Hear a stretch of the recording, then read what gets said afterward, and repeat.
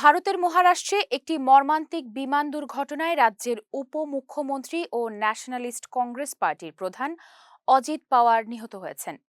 আজ বুধবার সকালে এ দুর্ঘটনা ঘটে। ভারতীয় সংবাদ মাধ্যমের বরাতে জানা গেছে, দুর্ঘটনায় অজিত পাওয়ার সহ মোট ৫ জনের মৃত্যু হয়েছে।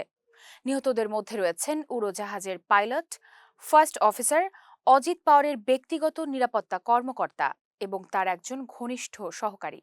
ভারতীয় বার্তা সংস্থা এএনআই জানায়, মহারাষ্ট্রের বরামতি বিমানবন্দরে জরুরি অবতরণের চেষ্টা চালানোর সময় চার্টার্ড উড়োজাহাজটি রানওয়ের কাছাকাছি এলাকায় বিধ্বস্ত হয়। উড়োজাহাজটি আজ সকাল ৮টার দিকে মুম্বাই থেকে বরামতির উদ্দেশ্যে যাত্রা শুরু করে।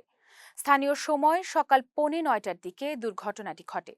প্রাথমিক তথ্যে জানা গেছে, আসন্ন জেলা পরিষদ নির্বাচন উপলক্ষে দলের কর্মসূচিতে অংশ নিতে বরামতি যাচ্ছিলেন অজিত পাওয়ার।